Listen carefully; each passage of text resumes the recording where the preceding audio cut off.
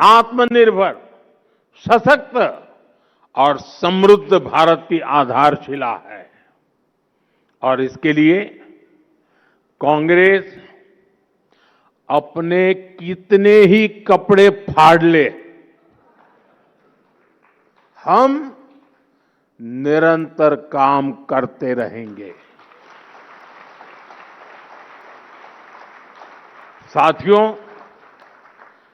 राष्ट्र निर्माण की, नेशन बिल्डिंग की एक बहुत अहम शर्त होती है नेक नीयत की। कांग्रेस और उसके साथी दल इसमें भी फेल रहे हैं। कांग्रेस और उसके साथियों ने कभी नेक नीयत के साथ काम नहीं किया। गरीब का दुख, उसकी तकलीफ से भी इन्हें कोई वास्ता नहीं है। जैसे बंगाल में आज तक आयुष्मान भारत योजना लागू नहीं हुई। अगर नेक नीयत होती तो क्या गरीबों को 5 लाख रुपए तक का मुफ्त इलाज देने वाली इस योजना को बंगाल में रोका जाता क्या?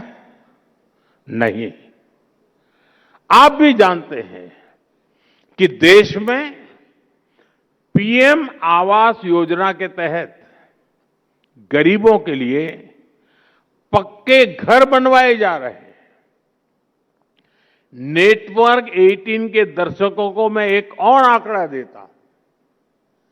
तमिलनाडु के गरीब परिवारों के लिए करीब 9.5 लाख पक्के घर अलॉट किए गए हैं। 9.5 लाख। लेकिन इनमें से 3 लाख घरों का निर्माण अटक गया है। क्यों? क्योंकि डीएमके सरकार गरीबों के इन घरों के निर्माण में दिलचस्पी नहीं दिखा रही है। इसकी वजह क्या है?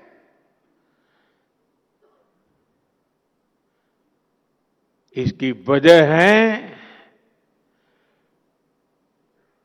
नियत नेक नहीं है। साथियों, मैं आपको एग्रीकल्चर सेक्टर का भी उदाहरण देता हूं। कांग्रेस के समय में खेती किसानी को अपने हाल पर छोड़ दिया गया था। छोटे किसानों को कोई पूछता ही नहीं था।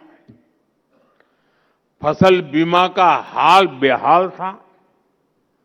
एमएसपी पर स्वामीनाथन कमेटी की रिपोर्ट फाइलों में दबा दी गई थी।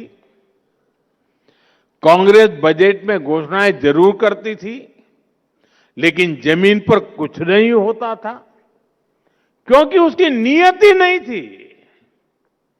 हमने देश के किसानों के लिए नेक नीयत के साथ काम करना शुरू किया और आज उसके परिणाम दुनिया देख रही है।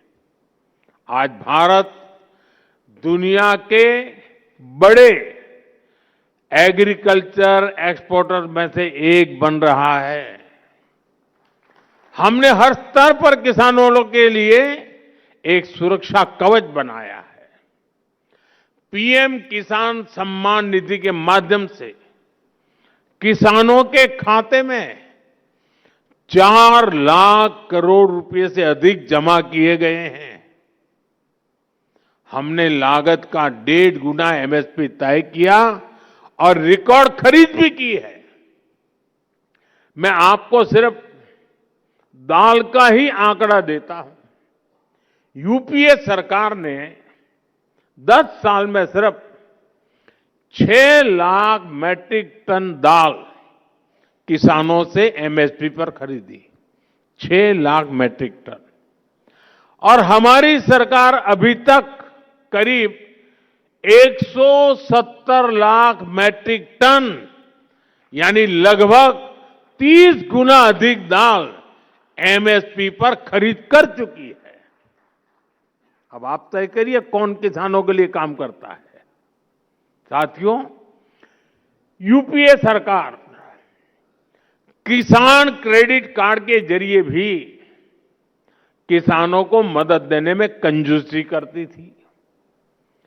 अपने 10 साल में यूपीए सरकार ने 7 लाख करोड़ रुपए का कृषि ऋण किसानों को दिया, 7 लाख करोड़ रुपीस, जबकि हमारी सरकार इससे 4 गुना अधिक यानी 28 लाख करोड़ रुपए दे चुकी है। यूपीए सरकार के दौरान जहां सिर्फ 5 करोड़ किसानों को इसका लाभ मिलता था, आज ये संख्या 2 गुने से भी अधिक करीब करीब 12 करोड़ किसानों को पहुंची है। यानी देश के छोटे किसान को भी पहली बार मदद मिली है।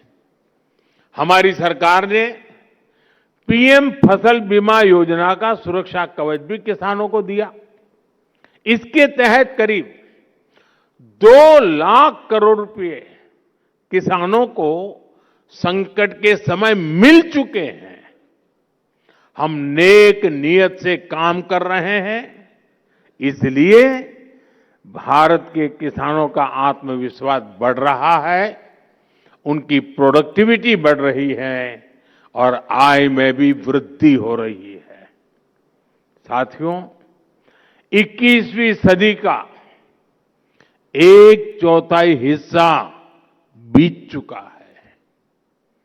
अब अगला चरण भारत के विकास का निर्णायक दौर है। वर्तमान में लिए गए निर्णय ही भविष्य की दिशा तय करेंगे। हमें अपने सामर्थ्य को पहचानते हुए, उसे बढ़ाते हुए आगे चलना है। हर व्यक्ति अपने क्षेत्र में श्रेष्ठता को लक्ष्य बनाए। हर संस्था एक्सीलेंस को अपना संस्कार बनाए। हम सिर्फ उत्पाद न बनाएं, बेस्ट क्वालिटी प्रोडक्ट बनाए। हम सिर्फ रूटीन काम न करें, वर्ल्ड क्लास काम करें। हम क्षमता को परफॉर्मेंस में बदले। मैंने लाल किले से कहा है, यही समय है, सही समय है। यही समय है भारत को नई ऊंचाइयों पर ले जाने का। एक बार फिर आप सभी को बहुत बहुत शुभकामनाएं, बहुत बहुत धन्यवाद। नमस्कार।